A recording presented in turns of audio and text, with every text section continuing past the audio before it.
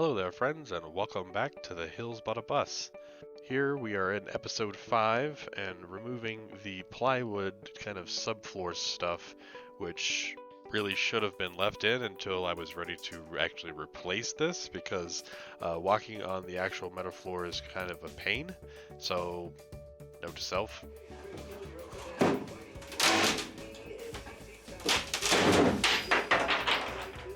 This process was fun and not annoying at all because the screws had been driven in so deep to the plywood that the plywood actually had covered them up. So you kind of had to go fishing for these little friggin' screws, and so didn't always find them all.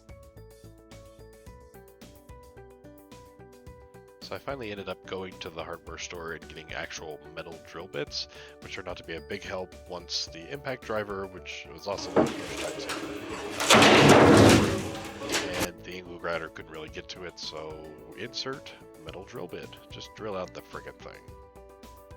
Oh no, wire with staring at the dash.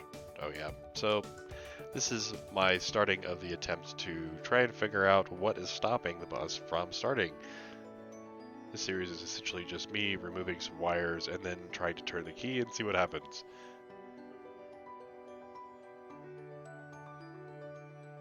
I eventually do get the ding back, but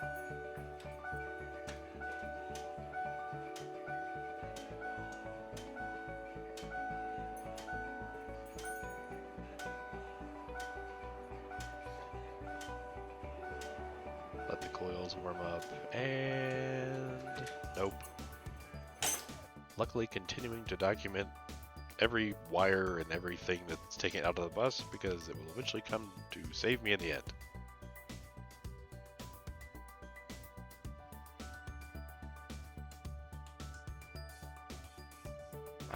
The decal remover. So thanks, Roll with that bus. After seeing this and seeing how easy it took off decals, I purchased it, and turns out it works really well. However, it does eat this pretty good, so I don't know whether it's my technique or what, but if you need some decals removed from anything, slap this in a drill and boom, decals gone.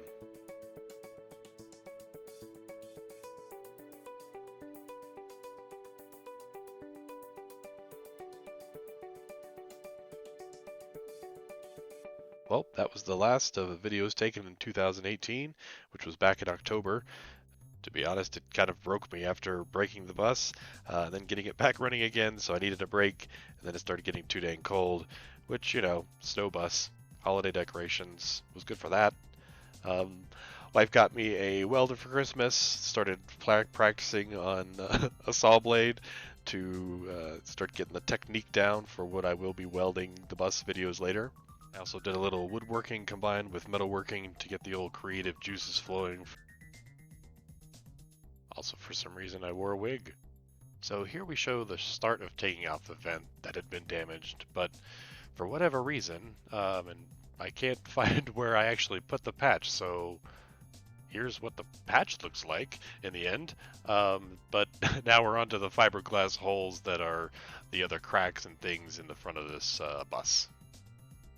So here I'm using a Dremel to cut back to the good bits of fiberglass away from the holes and the other cracks and damaged bits from whenever the bus had the collision with the vent on top. I don't really do a great job with this front in putting the cardboard patches underneath, so that way the fiberglass would lay more flat with the top of the bus. I eventually get the technique down a little bit better as time goes on. This was my first venture into any kind of fiberglass patching work, so it was somewhat enjoyable. At this point in time, the rain was starting to come in and I didn't want the opportunity to use an angle grinder to go to waste, so I cut a piece to cover the top of those holes that I just cut out.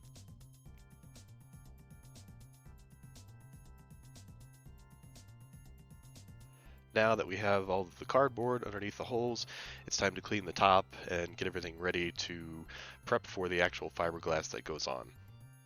First I use a scraper to try and get away some of the failed repair that was here before, and then I use a sander to kind of get everything smooth and sand down a little bit more of the fiberglass just on the edges to give me a good dip for the fiberglass to lay in.